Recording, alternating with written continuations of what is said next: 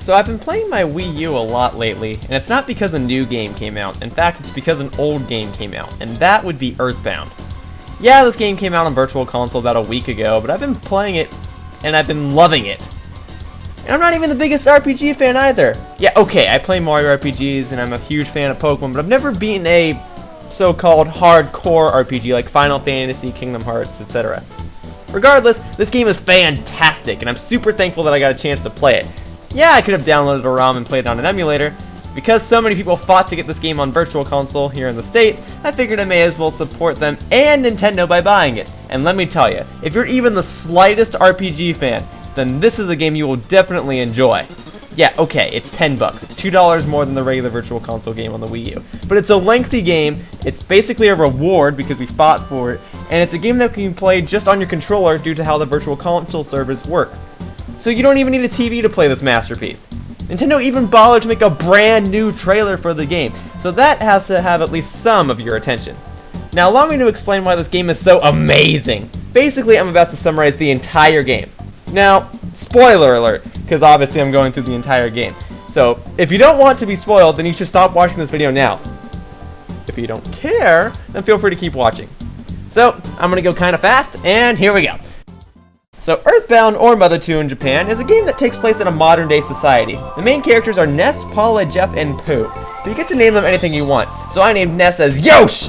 And I gave all the other characters their respective names in capital letters. And so, from this point onward, I will be referring to various things in the first person. So basically, I am now Yosh!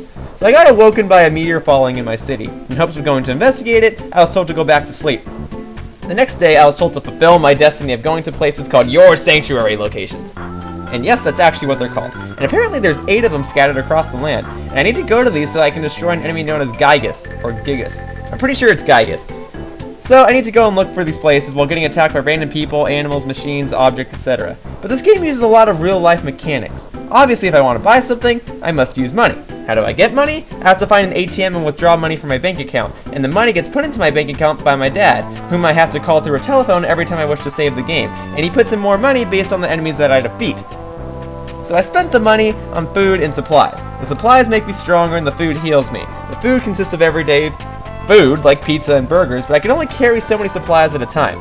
So I have to find an equal balance of the items that I actually require and those that I might need later but don't need at the moment. So eventually I get enough stuff in battle, and I battle practically everything. Then I have a specific way of battling in this game. I have my regular attack, which varies based on which weapon I have equipped, which starts off as a baseball bat, and I can have different attacks based on my PSI powers. I can heal myself and damage multiple enemies with these abilities, and I can use more based on my PP, or psychic power stat, and I gain more attacks by leveling up. I guess you could say that in this sense it's a lot like other RPGs. Now, I start off in a town named Onet, and I'm pretty sure it's Onet and not Onet because there are cities in this game that are named after numbers, and I pretty much talk to everyone. It takes a bit of time for me to figure out where I'm supposed to go, so I battle some mean people and I eventually find the location that I need. So I get to the first Your Sanctuary location and I set off for the next city, Tucson.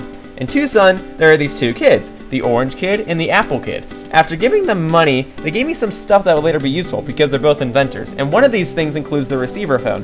You know, a phone that can only receive phone calls. And while I don't have a use for it now, other characters do, as they tend to call me every now and again and update me on their progress, or sometimes they even update me on my own progress. So I just walked past Tucson and I headed to a city where everyone loves the color blue. I also got a vision of a girl named Paula, who I find in a warehouse trapped in a jail cell after traveling through a cave. She gives me the Franklin badge, which allows me to confront some blue guy later and not get struck by lightning. Okay, so I go and find the second Your Sanctuary location, and then I talk to a bunch of blue people in this building. Some didn't respond, others attacked me, but in the end I got through enough of them to get to the guy in charge of all of it. And that guy tried to strike me with lightning, but he failed, and I defeated him. Afterward, he gave me a key, I freed Paula, and I began my journey with 2 people. And a teddy bear. Well, now that I have Paula and a teddy bear on my side, well, Paula died a lot, so I had to go to the hospital and get her revived. After that, I went to the department store and bought her some supplies. I then called my mom to see how she was doing. She told me that in case I had too many items, I should call the S-Cargo Express, and they'd take or deliver any item I wanted. And then my mom knew that Paula was with me somehow, so I hung up on her. Anyway, once I was done in the Tucson department store, I met a group of people named the Runaway 5. They were in debt, so I paid off their debt. In return, they let me take a ride in their van to the next city. 3. With their van and awesome music, we were able to drive through ghosts and arrive in the next city unharmed. Unfortunately, the next city was completely filled with zombies, so in an attempt to get rid of all of them, I got myself locked up. Thankfully, Paula used her psychic powers to contact some random guy named Jeff. Next thing I know, I'm playing as Jeff. So, I, now Jeff, am in school and I'm apparently a genius. I got some gadgets, got out of school, met a monkey, crossed a lake on a sea monster named Tessie, stocked up on supplies, and met a guy named Dungeon Man after traveling through a dungeon. He's a man that wants to become one with dungeons or something. Oh, and by the way, I forgot to mention this earlier, but there's a random guy that takes your picture at complete randomness. Just thought I'd point that out. Anywho, I go through this mini dungeon and go through another cave, and I find my father. He lets me use his UFO, which I used to travel all the way back to Threed. So I did that, and I crash-landed it. In doing so, I met up with Yosh and Paula. Now, going back to Yosh, I was a team of 3, as Jeff had just joined me.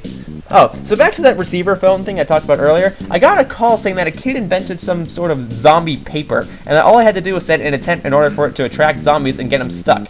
So, a delivery guy gave me the paper, and I set it inside of a tent. All these zombies got stuck, and with that, I gained access to an underground walkway. I go through this walkway and arrived in a wide-open valley. As I explored this valley, I came across Saturn Valley, where everyone talks in bad handwriting. Everyone here is called Mr. Saturn, and although I have a hard time reading what their humorous text says, they would heal me for free. One told me about a secret passage behind a waterfall, and I could only enter it if I was asked for a password and stood still for 3 minutes. So I went to a waterfall, walked behind it, got asked for a password, and stood still for 3 minutes. Then I entered the secret passage and found a dirty industrial place. Inside there, I met this pile of sewage named Belch. Belch is the guy behind the whole zombie invasion, so I defeated Belch by giving him fly honey and by spending a few minutes using PSI attacks such as PSI Games and PSI Freeze. So I defeated Belch, and the path behind him took me back to Saturn Valley. Okay, and while there, I had some coffee, and I don't really know what happened after I did that. But after that awkward moment, I continued on through Saturn Valley and into a cave where I finally found the 3rd Year Sanctuary location. I then returned to Threed, found out that all the zombies disappeared, and decided to take a bus to the next city, Fourside. So the bus started to take me, and right in the middle of a desert, I was stuck in a traffic jam. So I got off the bus and explored the desert. In the desert, I got sunstroke, so I had to buy a wet towel in order to cure it. In exploring this desert, I found monkeys, married couples, and I guess stranded people. At least the monkey stuff comes up later, and I guess the others are just for decoration, but regardless, this isn't too major of an area. Eventually the traffic jam cleared up when I took a bus into Fourside. In this large city, I found out that the Runaway 5 were playing here. Yeah, and guess what? They're in debt again! Apparently the only way I could put them out of debt was to find gold or something. So I went back to the desert and found a place where people were mining gold. And I went down to explore, and one of the miners told me that there were 5 giant moles that were ruining the whole exploration. So I defeated each of these 5 moles, who all thought that they were the 3rd strongest of each other. Okay, and allowed the workers to continue mining. But after all that, I found nothing, so I began to return to Fourside by foot. But a worker came back to me and told me that he found a diamond, and he gave it to me as a thank you. So I took the diamond, I gave it to a manager in Fourside, and I got the Runaway 5 out of debt. The Runaway 5 put on another show and allowed another famous lady named Venus to make a cameo on their show.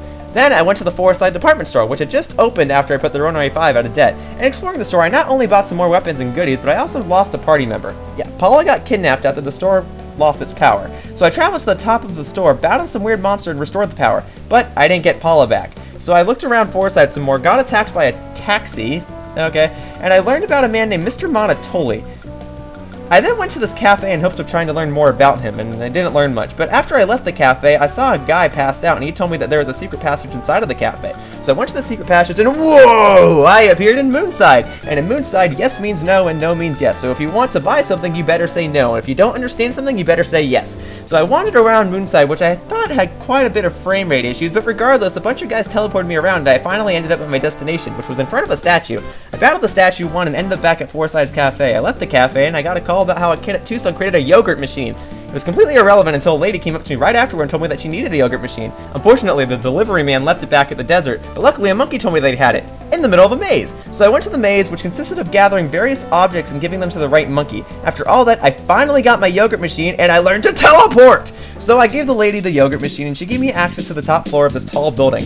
There, I was attacked by a robot, but the Runaway 5 came in to save me. Afterward, I met Mr. Rondatoli, and I met Paula again. Mr. Monotoli tried to forgive me by letting me have access to his helicopter, but unfortunately the helicopter had already been taken by this kid named Pokey. Oh, I haven't talked about Pokey. Well, there's this kid named Pokey, and he's basically one step ahead of any character in the game, and he's pretty much a total annoyance. And I guess he's jealous or something, and any EarthBound/Mother fan would tell you that this character is very unlikable, so don't like him. Anyway, he steals the helicopter, so in hopes of trying to figure out another situation, the Runaway 5 figured that they could help me, and they took me back to Threed, which apparently was where I needed to go.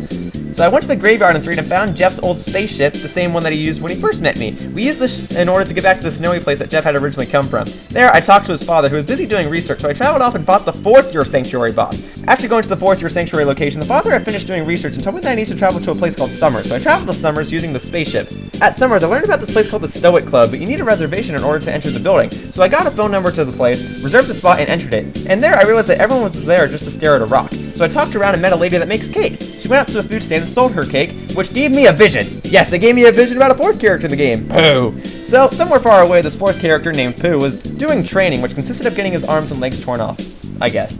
After he finished training, he learned how to teleport, and he met me back at Summers. He then immediately joined my party, and I was now a team of 4. I then traveled to the Summers Museum and learned that Pokey had gotten there right before me. So again, he was still one step ahead. Regardless, I obtained a hieroglyphic that told me to go to a pyramid. I also learned that at the museum in Forsyth, there had been a discovery. So I went back to Forsyth and looked at the museum, and a man said I can only look in a certain room if I had an autograph from Venus, which is the same person that came in with the Runaway 5 earlier, in case you had forgotten. So I got a signature on a banana peel, and I was allowed to enter behind this room, which took me into the sewers. I traveled through this dirty stuff and found the 5th Year Sanctuary location. At this location, I found a carrot key. Afterward, I went back to Pooh's homeland, which is named Dalam, I guess, the use of teleportation, though it took me a few tries to finally get it right because I needed enough room in order to do it at all.